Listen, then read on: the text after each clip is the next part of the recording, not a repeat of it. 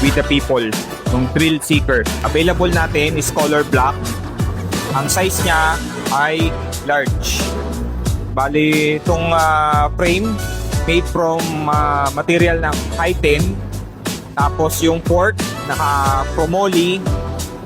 Tapos yung handlebar niya ay high-10. 9 inches rise. Less na grip ng Bisol. Yung kanyang stem, ang reach niya is 50 mm. Top load.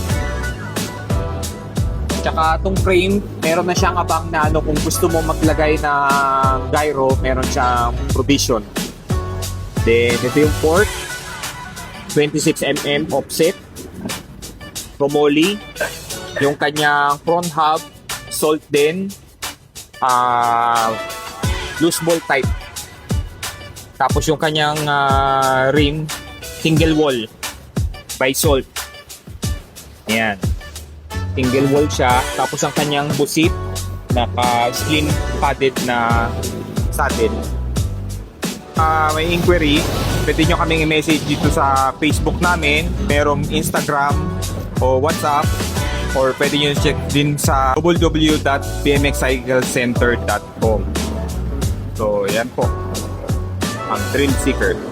Salamat!